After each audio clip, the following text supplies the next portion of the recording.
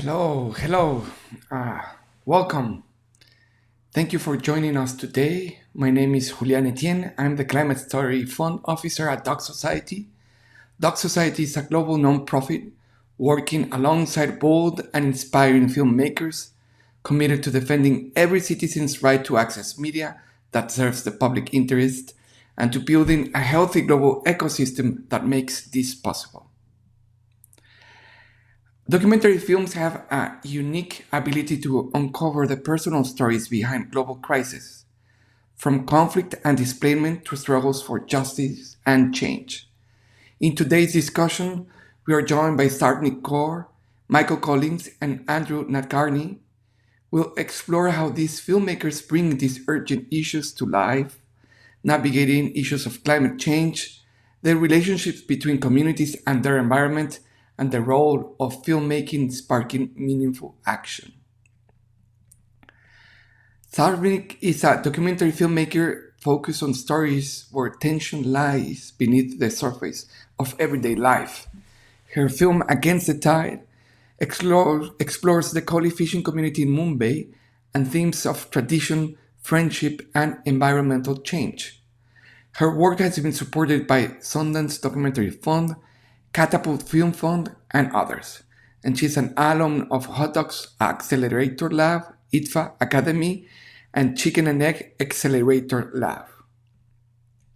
Against the Tide explores the lives of two best friends from the Kali fishing community in coastal India, Rakesh and Ganesh, and they navigate the challenges of tradition and modernity.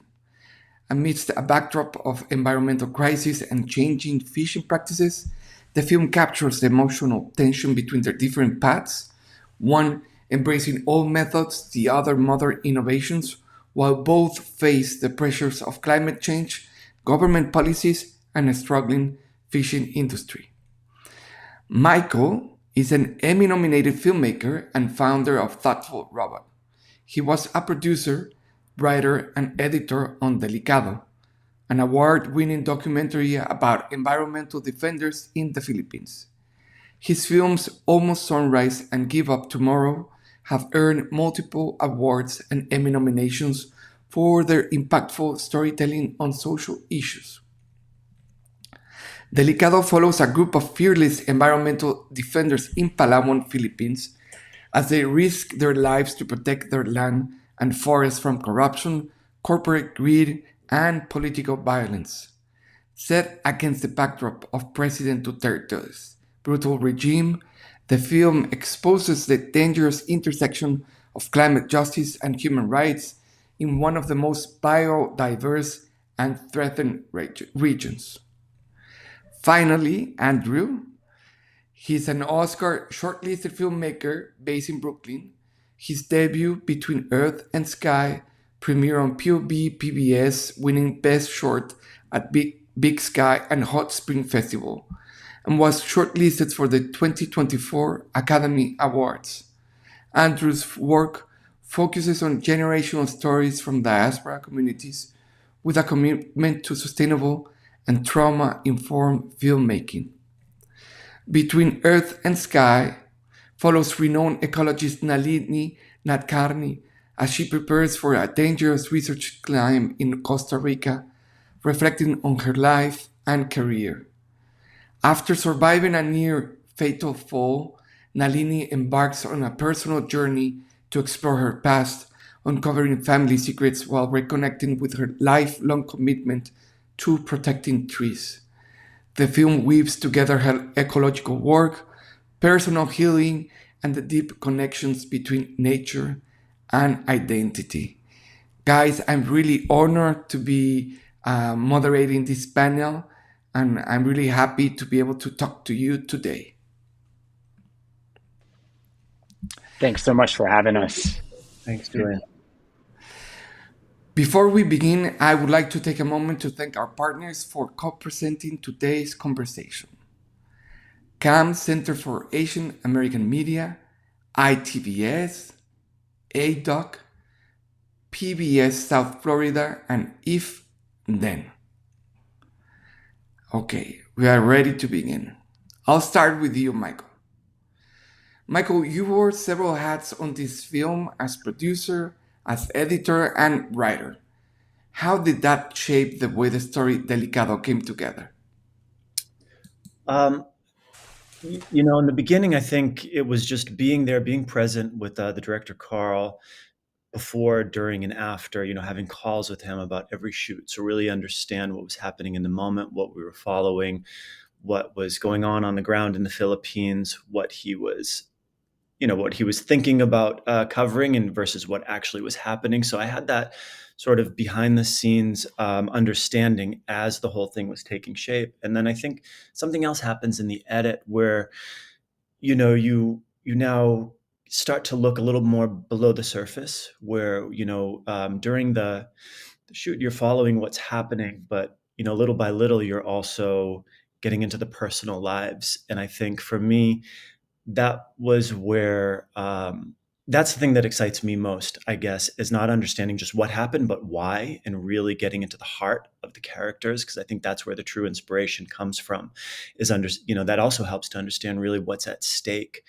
There was an intersection with a lot of our characters, our subjects of the film, and the indigenous population there, and that's just so intertwined, I think, with environmental defenders all over the world. They're the ones that are on the front lines. Those are the ones that are dying at the greatest numbers.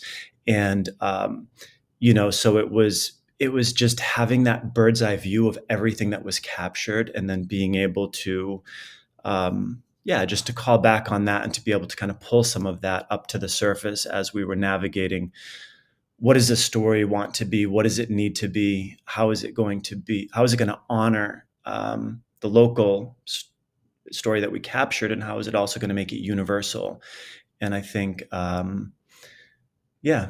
was, I guess, having that sort of that view across all aspects of it really made a big difference when I was in the edit, because there was already stuff that I was coming in holding inside of me that wasn't just what I was, not a fresh editor just coming in screening everything for the first time. Michael, land defenders are under threat around the world, but this film spotlights Palawan as a flashpoint, even today, no? What do you think makes this place and the people in your film, indigenous populations, such a powerful symbols for environmental resistance? Um, I think part of the irony is that this place is somewhere that's celebrated as an eco-tourist destination, and Carl actually went out there to interview someone about that. He was a journalist in the Philippines for over a decade. He was doing a story on eco tourism, but his contact out there was murdered, and that's when it flipped and became an investigation about what's the shadow, what's going on here, really behind the scenes. And I think that's something that's happening in a lot more places than we realize. So I think. That's one thing, is just to really call our attention to do a little more digging about what's going on in the places that we visit. But I would say this place in particular, um, there's just such bravery, and people that were showing that you can stand up, that you can fight back one chainsaw at a time. And this group that we were following built a tree of hundreds of chainsaws just to put it in the face of the local government, to show, okay, I know maybe it's only one tree at a time, maybe we're only saving a very small percentage, but it sends a signal throughout the region to all of the other environmental groups, all of the other land defenders.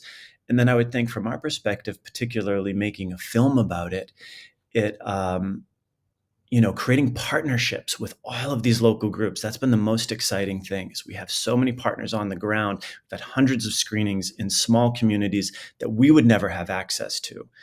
Giving the film to them, understanding that it's theirs too, that this has been a collaboration since the beginning. We're all in this together, and seeing that it's inspired them to have the confidence to come out and speak against the powers that be there. So I think, yeah, there's so many different reasons why I think this has been really important for the Philippines and making a difference in Palawan specifically, but it's also, I think, something that can be mapped onto land defender movements that are happening all over the world. Thank you, Michael. Sartnik, the environmental crisis in the film is deeply intertwined with class and generational identity. How did you navigate telling a story that's both ecological and socially layered? Julian, it took me 5 years to make this film, and I think the process really brought me here. For the first 3 years of the time that I was making this film, I didn't really know what film I was making, which meant that I had already formed very, very deep relationships with members of the community. I'd formed friendships and trust, and in this duration also was where I kind of gauged my own reaction to when I set out. I wanted to make a larger political film about the displacement of the coolies, and displacement as a sentiment has been felt deeply by my family. It's part of my own personal lived history. So I without even knowing why I was drawn to it. Much later, when you go deeper into your own motivations, did I uncover, oh, this was what drew me to it. But I was making a larger film about a political film about the police in Bombay, and I would often, while at protests, I would often zone out and kind of feel in myself a resistance to the political discourse or the activism or the protesting. And when I started to feel it deeply, I just felt like, there is such desensitization that has happened over the course of the media that we've consumed, the quick shift in politics that has happened around us. Anyway, so I knew these two men separately and was friends with them separately. And Gods of Documentary brought me together one day when they were drinking together. And over the course of a year, kind of, I placed my camera on a tripod and would just drink with them. And that one year was very interesting for me, because here the two men were not seeing themselves as the archetypes representing two different standpoints, which seemed rather on poles apart. But between the two of them, it felt like they were having the conversation that our times needed to have. Both took great pride in their identity as fishermen. Both were in agreement that the sea is unwell, and even though they agreed on a lot, but they disagreed in larger, bigger ways. And so, what really happened for my film was that my two characters ended up becoming the authors of their own life. It was a co-creation that we arrived at, because when I kind of sat with them after a year of drinking and having innumerable bottles of whiskey, I just said to them that this is how I see your standpoint. What do you think about it? Another big breakthrough that I think had happened for me, because of being privy to their conversations and these debates and then fallouts like I'll never talk to you again, they were drawn to each other over and over again. So I saw friendship that was way more rooted than poetry and words could really articulate. But it was so cinematic, because here there were two men who embodied and lived what they believed in and practiced it every day and paid the price for it too. So I started to feel like no matter which belief system you may follow, there is a cost to following that belief system. And another thing that they used to agree on was the sea was really unwell. And I started to feel like, how do I tell the story of climate change? It's so hidden in plain sight. How do you tell the story of climate change? Like, rising water temperatures cannot be shown cinematically, changing fish patterns cannot be shown cinematically. But what I really saw was that the unwellness of the sea was really, it could be seen in Ganesh and Rakesh's life. And I saw those pressures as familial pressures, financial pressures, social pressures. And I thought that, to me, it made a lot of sense that that was the price for the belief system that you follow. And that there is dignity to either way, because life is not in black and white and binaries. There is no good and evil. What I also found interesting was looking at technological intervention as the answer to our future. And so when we went to the deep sea with Ganesh, the modern fisherman, and LED lights were going to be used, and he'd sat on this moral dilemma for such a long duration, for as long as I'd known him. So he knew it was not good for the environment, but his bankruptcy was kind of forcing him in that direction. And so I just wanted to say that, people are caught, and sense of well-being is caught between hostile weather and hostile markets that kind of reward a certain kind of value system and doesn't reward the other. And to me, the story became largely about a conversation, a dialogue between the heart and the mind which pushes you towards security, acquiring wealth, and heart that can find happiness. And there's dignity either way to human life. I think it's very brave to live life with dignity when there are such insurmountable challenges, really. Sarnik, you mentioned the oceans several times, and the ocean plays a central role in the lives of your protagonist, not just as a source of livelihood, but as a living character in the film. And how did you approach filming it both visually and emotionally? I've seen photos of you while you were filming at sea, and it was um heavy and long experience. It was really, I was responding a lot to my own emotional response to when I was in the shallow waters with Rakesh, vis a vis when I went to the deep sea with Ganesh. In the deep sea, it's almost, you have to, the operations almost militaristic in style. Everyone's very disciplined, wakes up at a certain hour, respond to the captain. They have jargon that they use amongst each other. Everyone knows what needs to be done at what point of time. This shallow water fishing was a lot more relaxed. There was the discipline around it was completely different. It wasn't alpha and masculine in its in the way it exerted itself. It was very like one day Rakesh, my because I was talking about them being co-creators. Rakesh, the shallow water fisherman, the traditional guy, he was in my house, and I said to him that I don't really know how to film your shallow water fishing anymore. I've been doing it for so long. I bring back the same kind of footage. Can you tell me what you really do so I can film it better? And he took my whiteboard marker pen and he started drawing on my whiteboard. He drew his boat from observational perspective, bird's eye, and under the water. And then he drew the moon and he started to tell me how every 4 hours the moon shifts its position, therefore the tides shift their position, and how he goes to tie his net when this tide is falling and pick his net when the tide is rising. And in those 4 hours the currents are doing the job for him. And it was so synthesized and informed and intelligent and everything that I'd not imagined, because I'm schooled in the city and I speak in English.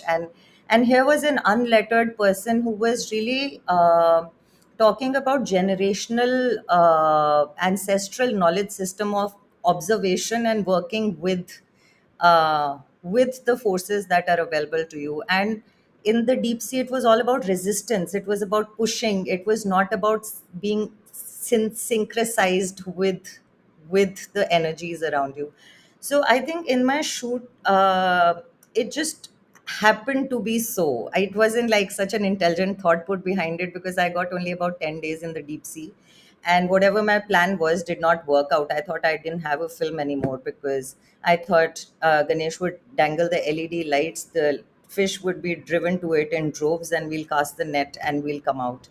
And when that didn't happen, that's not it didn't take it took me about 3 months, because I thought that now I don't have a film. This is what the film was about, how the illegal technology wins, ultimately gets you off your off the hook financial stress. And so when then that didn't happen, I thought, what do I do? Like, I don't have a film. It took me 3 months to realize the truth, which was sitting on my nose, that that is the film. There is no fish in the sea. And so your LED technologies, in even more pervasive technologies, why people are driven to it and why that's not a solution anymore. So it came together. Thank you, Sarnik. Perhaps the one point missing in that diagram is the mother, no? Fishing in shallow water. But I'll come back to that culture aspect too. Andrew, uh, Nalini's story is such a powerful metaphor for regeneration and resilience. How did you navigate telling a story that is both scientific and deeply personal?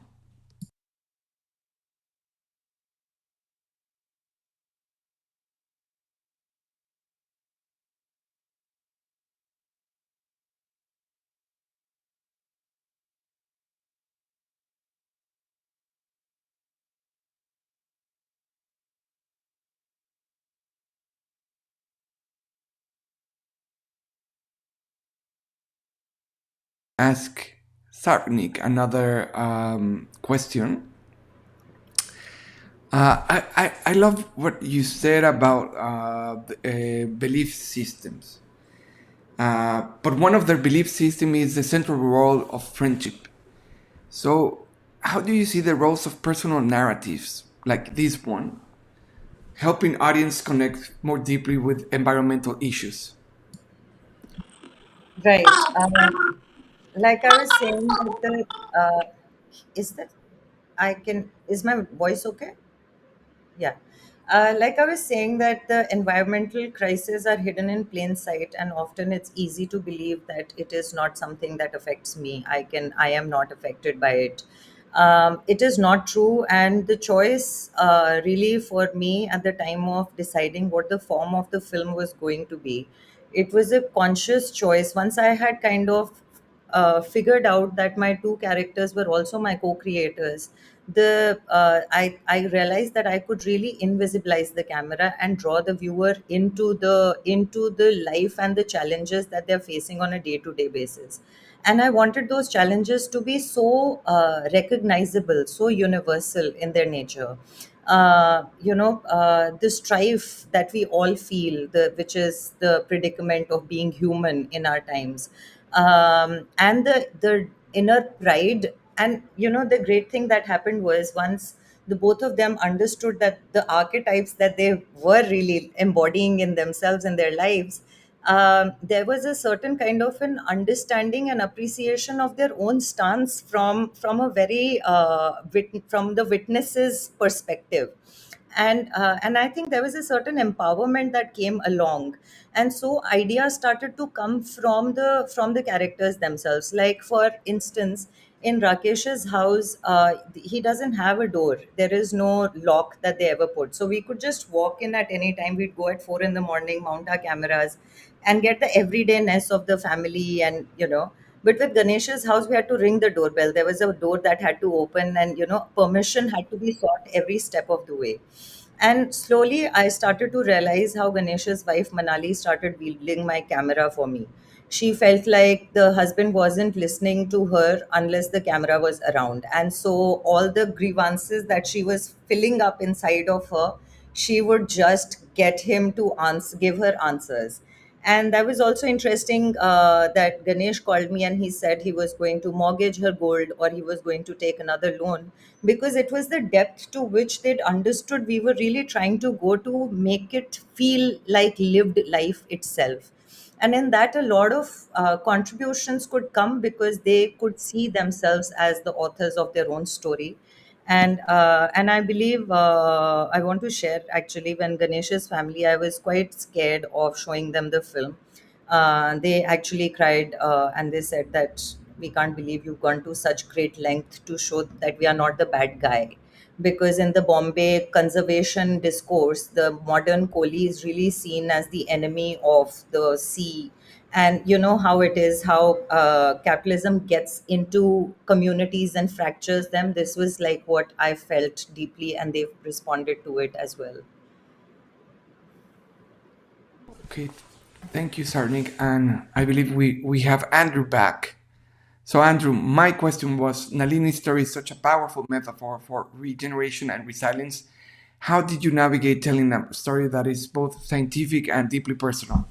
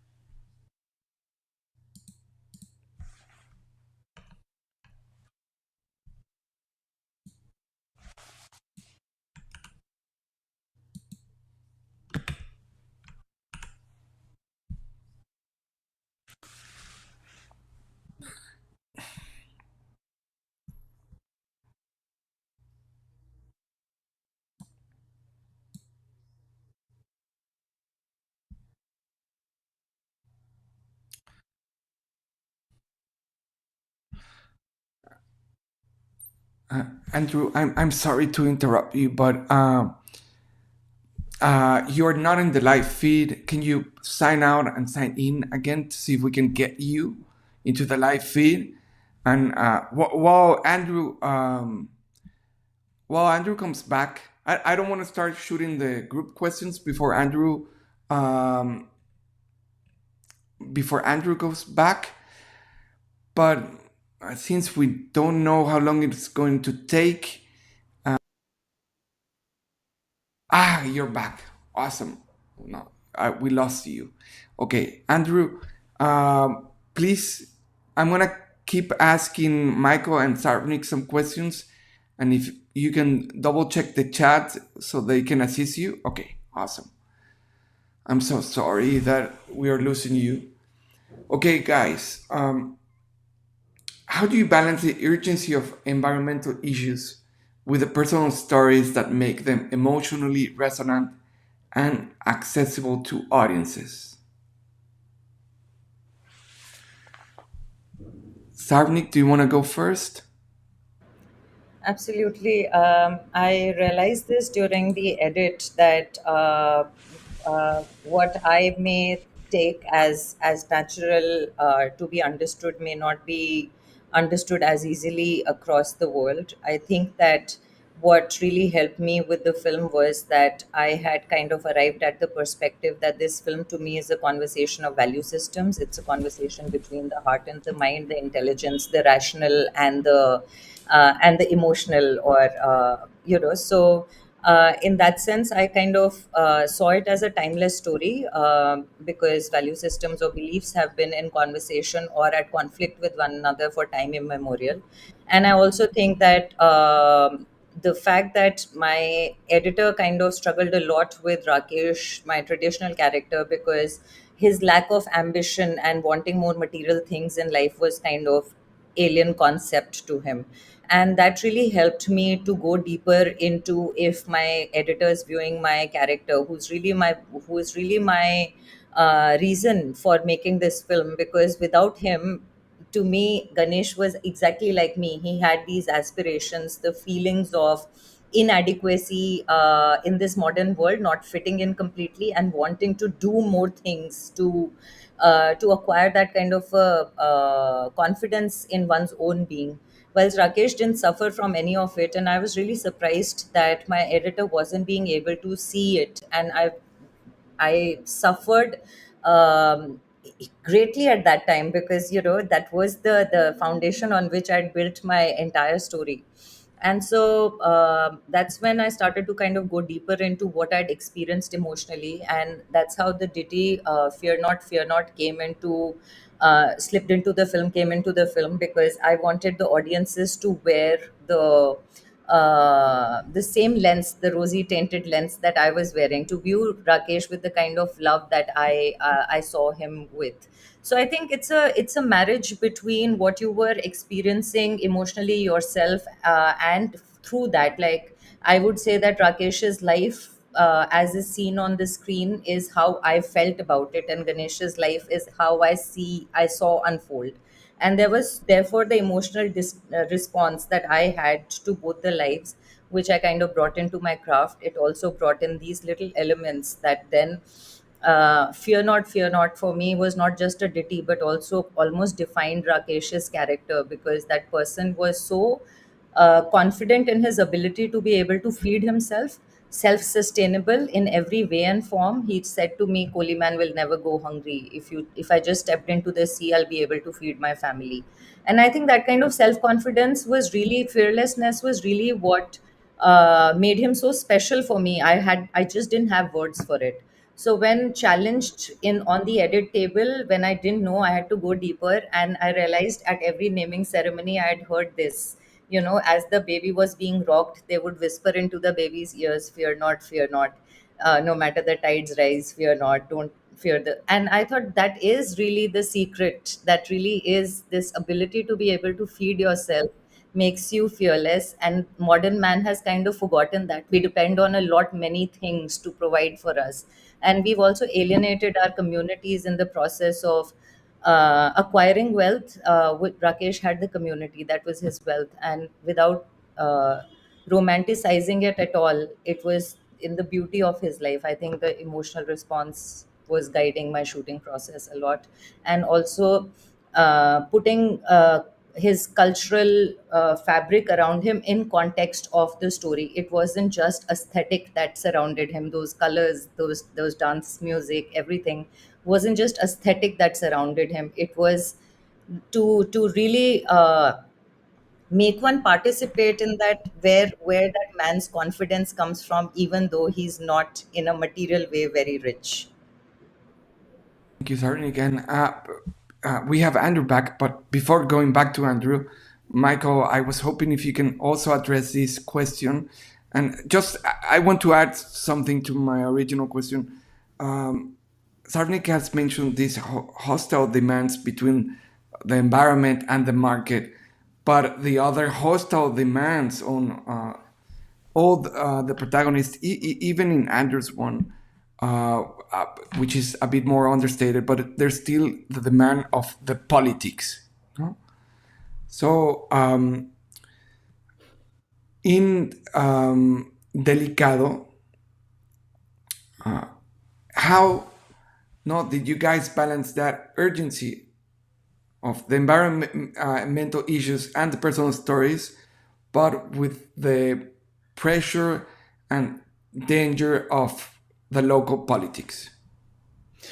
Yeah.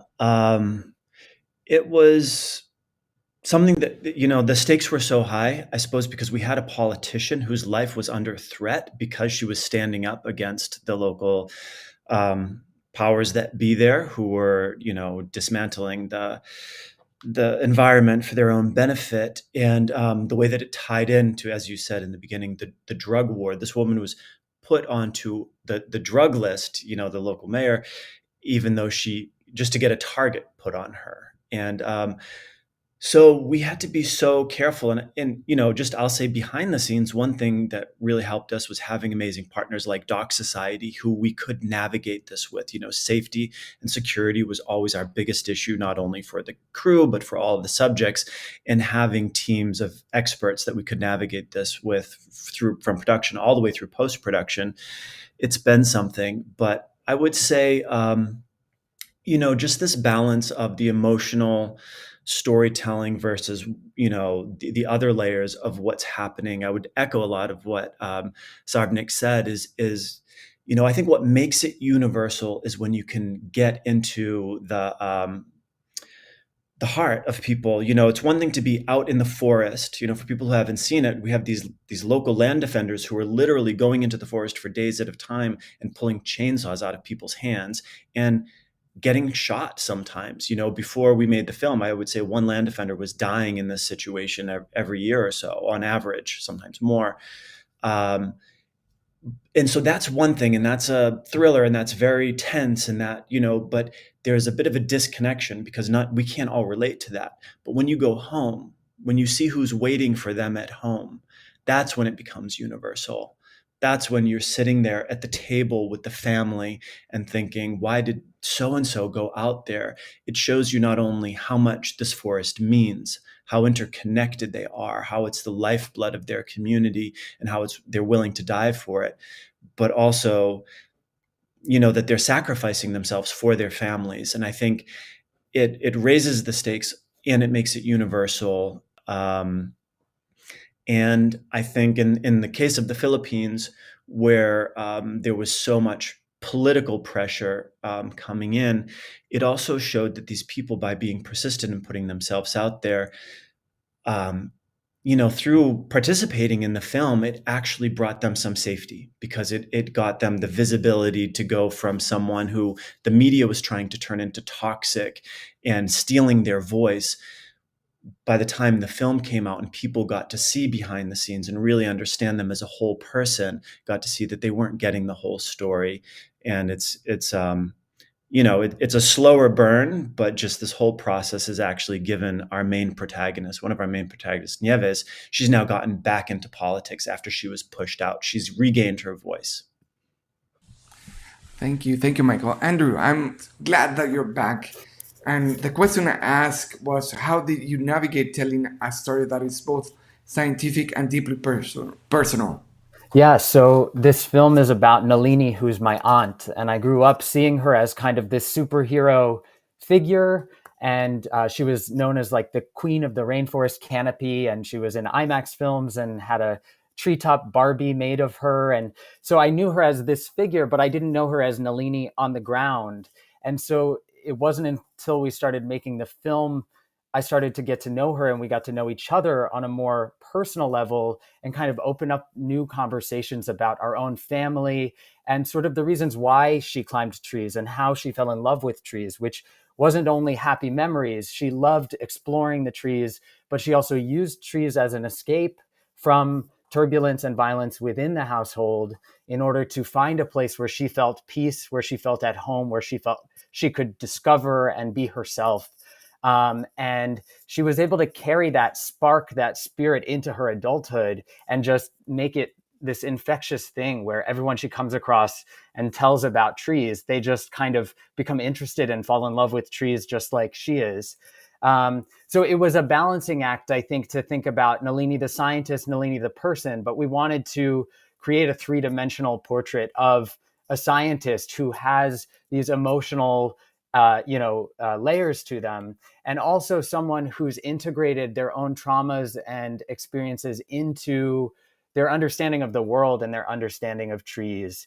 And so, we had to kind of really come to a consensus together, Nalini and I, about what was just for us and what was going to be for the family and what was going to be for the film to be shared. But I think that, she maintains this sort of what she calls this knife's edge between hope and despair. This is kind of what drives her in terms of sort of being aware of the horrors of sort of climate devastation that's happening, but also holding on to the hope of what communicating about trees and sharing her love of trees scientifically and aesthetically and emotionally and spiritually, what that can do. And so by holding on to that kind of that hope and despair balance, she thinks of herself as being on this knife's ridge where she's got to stay on the balance. If you fall too far to one side, you can become sort of disengaged because there's nothing you can do. If you fall too far on the other side, you can become disengaged because you think, oh, that's someone else's problem. And she tries to find that balance. So we tried to respect that. I love that metaphor, Andrew. And when we come back to the group question, I would love if Michael and Sarnik could address that knife's edge, because I think that it's also relevant in the other films. But Andrew, I want to ask you another final question. So your aunt's relationship with trees is almost spiritual. Uh, I love the metaphor in the film about what grows back ecologically and emotionally. But can you talk us about the visual language that you used to convey her connection to the forest, the canopy, and that process of growing back? Yeah. So when we realized that while we were filming, doing this experiment where she was climbing up into the canopy, hundreds of feet up, stripping away the plants on a branch, coming back a year or two or three later to discover and kind of measure what's grown back. Is it the same? Is it different? Is it stronger? And what happens if you disturb the branch and then you disturb it a second time? Are those second sort of regrowths even more sort of damaged and delicate or stronger? We just found it to be such a kind of perfect metaphor for Nalini and her life experiences, including her fall from the tree 50 feet, her recovery, when she was so set at first that she wanted to get back to being the person she was before the disturbance, before the fall, before her life was sort of trajectory was changed. And she had to come to this sort of learning and growth to say that she was never going to get back to that same state, that first state before the disturbance. And she was going to get past the disturbed state, but the new state was going to be this third state, this difference. And it was going to be a state of questions and openness of what grows back after a disturbance. So that became kind of our guiding principle that you could apply to experiences in her life, to experiences in your own life, and to the nature, quite literally, what she was studying. And those experiments are still ongoing. And I found that visually we were able to kind of capture that most when Alini was up at home in the trees. And I filmed with her in Costa Rica while she was climbing to conduct these experiments. And I went ahead of her and I accidentally got off on the wrong branch too early. So I was a few branches below, like, 15 feet lower. It was not the right branch to get off on. It was a little precarious, but she came up and said, "Oh, actually, you were supposed to be up there, but just hold on tight there." She went up, she was on the branch alone. And I was able to film through the leaf, through the foliage, her in her element at home as if she was a child kind of on that branch. And it's my favorite shot in the film because she's so at peace. And I think she is doing these experiments, but she's also just there to kind of breathe and live. It's where she feels most herself. Thank you, Andrew. Michael and Sarpny, can you talk about that balance between hope and despair in both Delicado and Against the Tide? Yeah, absolutely. I think for me, the film's about joy of being alive because whether you're rich or poor, materially, the feeling that we live with all the time right now, especially the times that we're living in with uh, heat waves and El Nino effects and famines and droughts, and I think that everyone lives with this anxiety that tomorrow we'll not have what we have today, so let's hoard up. And I think it's an infectious feeling which is spreading like wildfire, which makes us want to acquire more. I think that with my film, I want to always celebrate that spirit, which will find beauty, poetry in the hardest of times, songs. Life is hard is always going to be so, but that there is always going to be light and joy hidden there, friendship and love. I think I want my films to do that because that's what gives us the reason to be alive today, wake up tomorrow, and when things get really, really hard, sing a song. So I would love to for things to stay, keep my films simple in the sense in the sense that my films, I would always want to celebrate that the times are there is despair around, and so the only radical act to do is to rejoice, try to be happy, and that happy or poor, life will be hard. Thank you, Sarpnik. Michael? Sure. I think something that we learned from our protagonists is that there's always hope. I mean, something that was very difficult was during the filming. One of the subjects that we were following was murdered. He died in the line of duty, out there doing this, and yet everyone still came back and still went out and did and went back into the forest and continued the work. And I would say they demonstrated by doing things so publicly that there is always hope. And I think even in the aftermath of the film, in the campaign, we've seen now how they are all using it as a tool. They just achieved a 50-year ban on mining in the region, and that was on new mining permits, and that was such a huge, huge win. So while there are devastating losses in the battles along the way, I think what we've also learned from all of our protagonists, both as they demonstrated in the film and by using the film after, is that there's a power in community and using tools to come together, and to support each other so that all these people don't just feel like they're working by themselves and they're trying to motivate themselves to get up every day and go back out there and face insurmountable odds, but in fact they're part of a larger network of people. And I think that's been instrumental, just as part of our campaign. Even the film has even been used to bring together women land defenders in all of Southeast Asia. They've been using it as part of a campaign for that, which is essential for every successful environmental movement. So I think yeah, we see hope in their faith, in their resilience, in the way that they go back out, and also how they continue to build strength by connecting to each other. Thank you, Michael. Unfortunately, we ran out of time. Uh, Thank you, viewers, wherever you are watching, for joining us.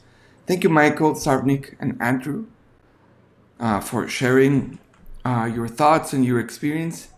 And thank you also to our co-presenters, Center for Asian American Media, ITVS, ADOC, PBS South Florida, and IF Then. Today's conversation is brought to you by POV, television's longest running showcase for independent nonfiction films. Known for its intimate, unforgettable storytelling, POV highlights timely stories that put a human face on pressing social issues.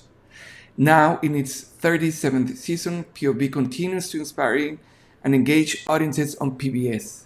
You can catch the latest films and explore the power of documentary storytelling. And I just want to end this streaming with some words from Michael on the importance of standing up and fighting back. If you are enjoying this stream, don't take public television for granted. Stand up and fight for it. Thank you, guys. Have a great rest of the day. Thanks so much.